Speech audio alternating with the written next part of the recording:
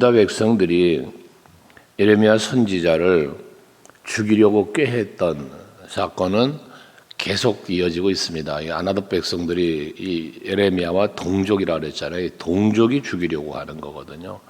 근데 그들이 왜 죽이려고 했는가에 대한 것은 앞에서 계속 반복된 말씀인데, 예레미야 선지자가 여호와의 말씀이라고 계속 재앙을 선포하니까 그 재앙 선포하는 것이 듣기가 싫은 거예요, 백성들이. 그래서 이제 죽이려고 하는데, 여기 18절 말씀에도 보면 오라 우리가 꾀를 내어 예레미야를 치자 하면서 백성들이 하나로 모여서 마음을 합하여 뭐 합니까? 지금 이 예레미야를 죽이려고 한단 말이에요. 근데 그 이유가 뭐냐면, 제사장에게서 율법이 지혜로운 자에게서 책략이, 선지자에게서 말씀이 끊어지지 아니할 것이니, 다시 말해서 이 예레미야를 죽이지 않으면 계속해서 이 재앙을 선포하고 여호와의 말씀 선포할 터이니, 끊임없이 그럴 터이니 죽이자라고 했다는 거예요. 그러면서 오라 우리가 혀로 그를 치고 그의 어떤 말에도 주의하지 말자 하나이다 해서, 먼저 혀로 친다는 것은 말이잖아요. 혀로 친다는 건 말이라서 예레미야의 말에 말로 대항하겠다는 거거든요, 먼저는. 그러면서 이제 죽이려고 모함을 하는 건데, 우리의 예수님도 그랬죠. 이 짧은 혀를 갖고 사람을 죽일 수도 있고 살릴 수도 있다. 그 말에 대한 소중함은 여러분에게 자주 말하는데, 여러분들이 입술에 담는 말은 한 번 나오면 다시 주도 담을 수가 없는 말이 되잖아요. 한 번 내뱉으면 그걸로 끝이 돼버려요. 근데 그 말은 세 가지 힘을 가지고 있다고 그러잖아요. 제일 먼저는 각인력이 있다는 거예요. 한 번 말을 하면 이 사람이 그 말을 들으면 이 말에 대한 각인력이 있다는 거예요. 기억된다는 거거든요.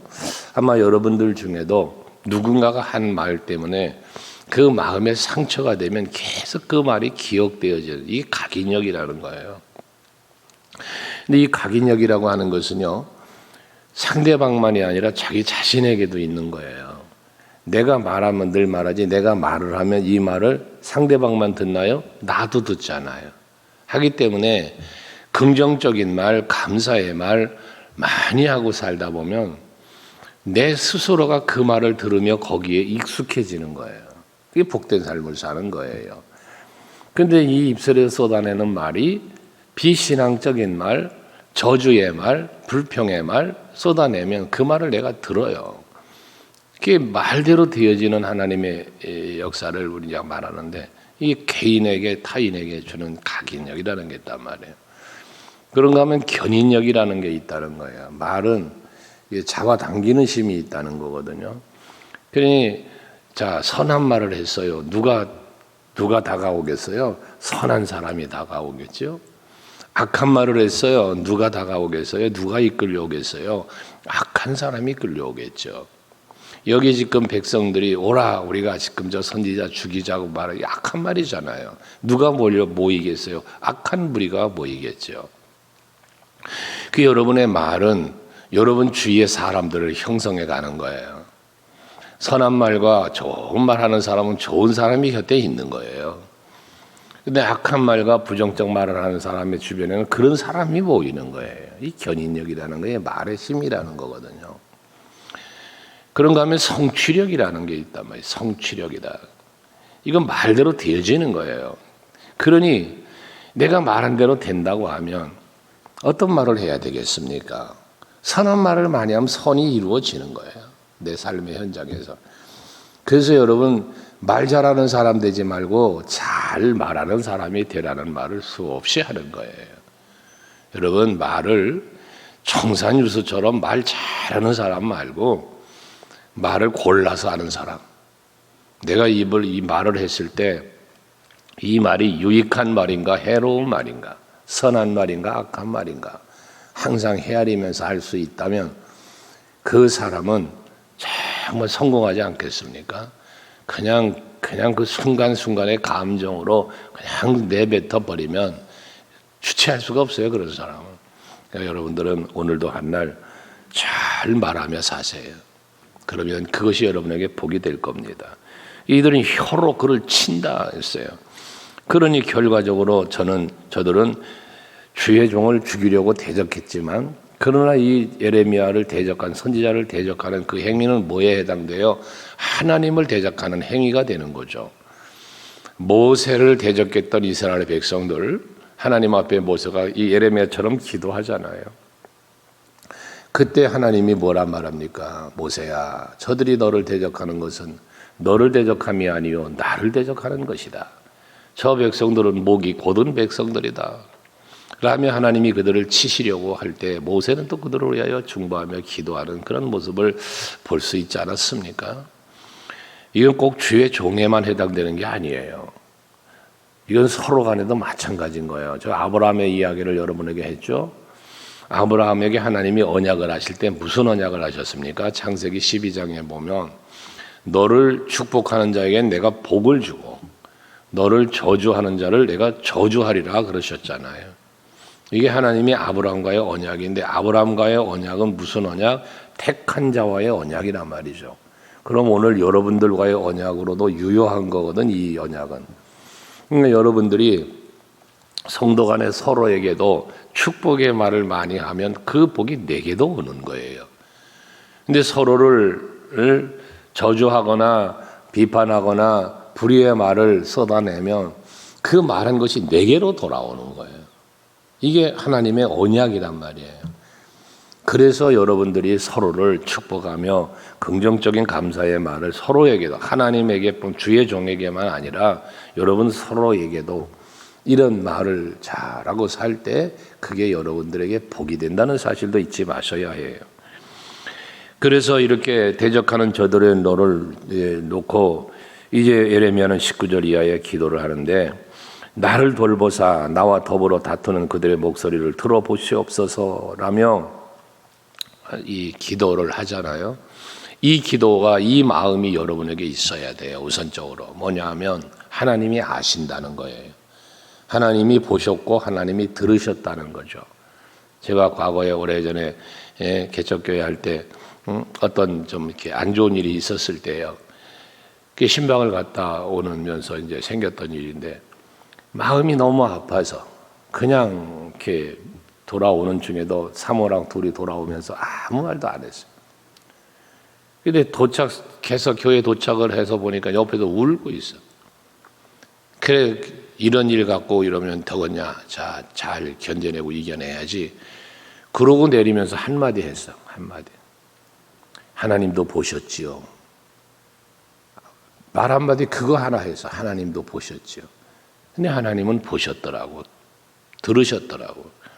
그 이후에 하나님이 하시는 일을 직접 목격하면서 참 말 잘해야 되겠구나. 하나님의 기도도 잘해야 되겠구나. 그 결심을 하고 그 후로 여러분들에게 제가 말했지요. 그러면 못 써요. 그러면 안 돼요. 라는 말을 안 한다고. 안 하려고 힘쓴다고. 이렇게 하셔야 잘 되지요. 라는 말을 가급적인 결과를 저주보다는 축복으로 하려고 노력을 한다고. 왜? 말한 대로 되기 때문에 그런 거예요. 그래서 그것 때문에 무슨 생각이 항상 있냐면 하나님은 아시니까. 하나님은 보고 계시니까. 내가 겪는 이 모든 걸 하나님은 아시니까. 이런 마음이에요. 여러분 이 마음을 가지셔야 돼요. 그래야 내가 하나님 앞에 그 뒤에 이제 20절에 그런 말 나오는데 하나님의 마음을 헤아릴 때 하나님이 하시는 거야, 일을. 하나님이. 그 20절 보면 무슨 말을 합니까? 어찌 악으로 선을 갚으리까마는 그들이 나를 생명을 헤아리고 구덩이를 팠나이다. 악으로 선을 갚으면 안 되죠. 악으로 선을 갚으면 안 돼요. 악으로 악을 갚아도 안 된다고 하나님은 말하는데 로마서 12장 17절 어제 오후 예배 때도 한번 잠시 봤던 말씀이잖아요. 악을 악으로 갚는 것도 하나님은 하지 말라는데 모든 걸 다 선으로 행하라는데 하물며 선을 어떻게 악으로 갚아? 이거 그럴 수 없는 일이지 않습니까? 그러면서 예레미야가 하는 말이 뭐냐면 내가 주의 분노를 그들에게 돌이키려 하고 주의 앞에 서서 그들을 위하여 유익한 말을 한 것을 기억하옵소서. 백성들 앞에 지금 예레미야가 내용은 재앙을 선포하는 거지만 실제 그게 재앙을 임하라는 이야기가 아니잖아요. 저주 받으라는 이야기가 아니잖아요. 하나님의 재앙의 진노가 저주가 임할 것이니 돌이켜라. 백성들을 사랑하는 예레미야였어요. 그래서 백성들에게 하나님이 말씀하시는 그 고통이 재앙에 임하지 않기를 원하여 이 말씀을 선포한 거다 말이거든요. 예레미야는 그랬다는 거예요. 그래서 그것을 말하기를 주의 앞에 서서 그들을 위하여 유익한 말을 한 것을 기억해달라. 그러니까 예레미야의 말씀 선포는 백성들 앞에 서서 한 게 아니라 하나님 앞에서 했다는 거예요. 왜? 하나님 주시니까, 시키시니까, 사명이니까 하나님 앞에서 말을 했는데 그 말이 무슨 말? 유익한 말이라는 말을 해요. 예레미야의 마음으로 볼 때는 유익한 말인 거예요. 왜? 이 말을 듣고 백성들이 돌아오면 복이니까 유익한 말이 되죠. 그런데 백성들의 입장에서 들을 때는 이 유익한 말이 아니라 마치 자기들을 죽이려고 하는 것 같더니 해로운 말이 되고 마는 거예요. 여러분들 그 욕에 대한 이야기를 했잖아요. 이 하나님의 책망에 대한 말을 할 때 누가 말씀을 들으면서 은혜를 받는 사람이 있고 시험이 드는 사람이 있다고 그랬잖아요. 이 비유를 그렇게 했어요. 상처가 난 손에 소독약을 바르면 쓰라리로 아프다. 그러나 상처가 없는 맨손에는 아무리 소독약을 알코올을 발라도 전혀 따갑지 않고 아프지 않다는 거죠. 말씀을 들을 때 뭔가 찔림이 있고 마음이 아픔이 있다는 얘기는 내 심령에 지금 뭐가 스크래치 생겼다는 거거든요. 그 증거니까 말씀이. 그러니 또 말씀은 예리한 날선 검 같다고 시브리서 4장 11절에서 말하잖아요. 그 예리한 말씀이 나를 찔러대고 쪼개기까지 한다는데 그러면 내 안에 참 하나님의 말씀 앞에 비추어 보았을 때 말씀은 영적인 거울과 같다 그러죠. 이 말씀을 들을 때 그 말씀에 비춰지는 나의 모습을 생각해 볼 때 내가 아파, 뭔가 내가 찔려. 이건 내가 잘못된 거예요 지금. 그럼 얼른 뭐해? 그 말씀을 통해서 상처에 소독약을 바르면 지금 나아가는 거잖아요. 아프지만 치료가 되는 거잖아요. 말씀을 여러분이 받을 때 치유의 말씀으로 받아야 돼요. 우리 금년 한 해 코로나 때문에 이 말씀을 했다기보다 우리 모든 삶이 그렇잖아요, 사실. 그 말씀으로 치유와 회복이 이루어져야 된단 말이에요. 그 예레미야는 맨 재앙만 선포하고 저주하니까 저 사람은 왜 저 모양이냐, 좀 축복의 말도 좀 하지. 예레미야인들 그 축복의 말 하고 싶지 않았겠습니까? 그런데 예레미야 입장에서 보면 지금 그 재앙을 선포하는 이게 축복의 말씀인 거예요. 왜? 깨닫고 돌아오면 복이 되니까. 듣는 이가 이걸 저주로 받으니까 죽이려고만 했다는 것이거든요. 그래서 21절 이하에 보면 참 무서운 저주와 같은 기도를 해요. 그들의 자녀를 기근에 내주고 그들을 칼의 세력에 넘기고 그들의 아내들을 자녀를 잃고 과부가 되고 장정은 죽음을 당하고 청년은 전장에서 칼을 맞게 하시고 이게 다 뭐예요? 다 죽이라는 얘기잖아요. 기근으로 전쟁으로 칼로 다 죽이라는 얘기를 해요. 얼마나 무서운 저주와 같아요? 지금 이 저주의 기도를 하는 것으로 보여지죠. 그런데 22절도 군대가 갑자기 와가지고 그들의 집에서 부르짖음이 들리게 하옵소서라며 온통 멸망시키라는 거예요. 하나님 저들 멸망시키세요. 완전히 다 죽여버리세요. 막 그런 기도를 한단 말이죠. 근데 왜 이런 기도를 하는가? 예레미야가 말하기를 그들이 나를 잡으려고 구덩이를 팠고 내 발을 빠뜨리려고 올무를 놓았기 때문입니다 라는 기도를 한단 말이에요. 이 예레미야의 기도를 어떻게 우리가 해석하고 받아들여야 될까? 저런 못된 선지자 같으니 백성들이 설령 그래도 예수님처럼 말이지, 주여 아버지여 저들의 죄를 용서하옵소서. 저들이 잘 알지 못하기 때문에 그렇습니다. 스데반 집사님도 돌에 맞아 저기를 돌로 쳐 죽이려는 그들의 죄를 용서해달라고 기도했던 것처럼 예레미야가 그래야지 이런 세상의 선지자가 돼가지고 다 죽이세요. 나 속색인 사람들이에요. 이게 옳은가? 이런 의구심이 생길 수 있죠. 그러나 이것은 정작 죽여달라는 기도이기보다는 자기의 마음 아픔을 고백하고 있는 에레미야의 심정이라는 것을 우리는 또 한편 알아야 된다는 거예요.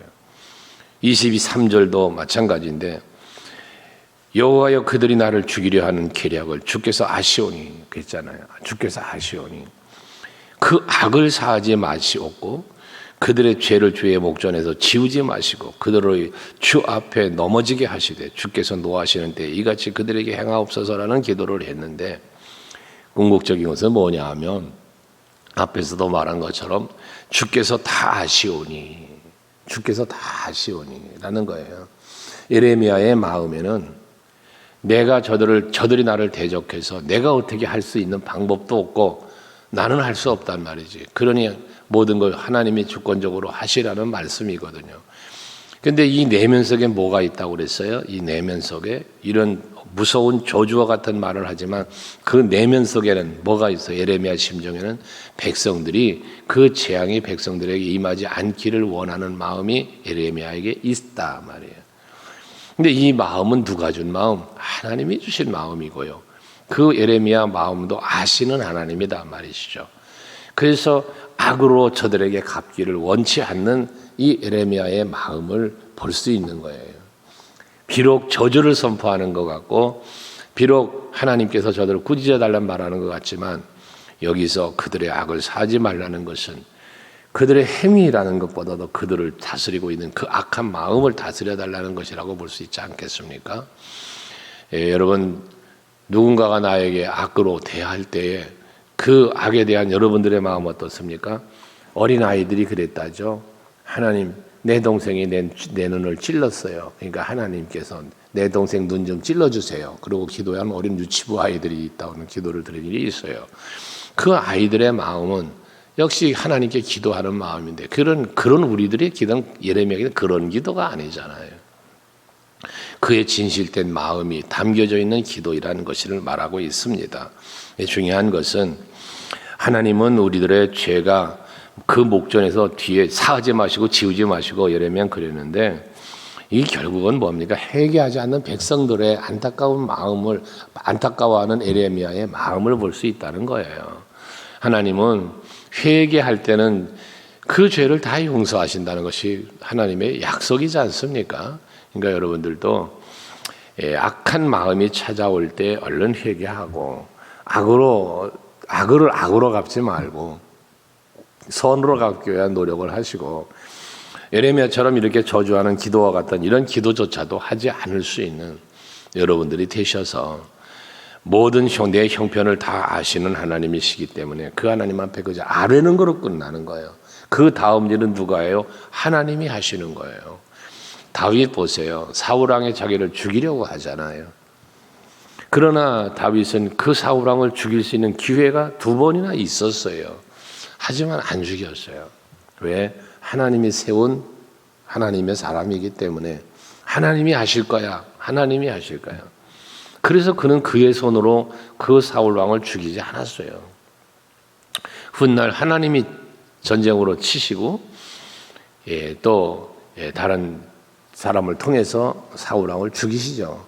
그랬음에도 불구하고 그 소년을 사울왕이 괴로워하니까 날 좀 죽여달라고 그러니까 죽였다는 거예요. 그리고 다윗에게 와서 그 얘기를 자랑스럽게 한 거죠. 마치 잘한 양. 그러나 다윗은 어떻게 합니까? 그 소년을 죽여버렸잖아요. 하나님의 사람을 네가 그랬다 해서 그게 다윗의 마음이었어요.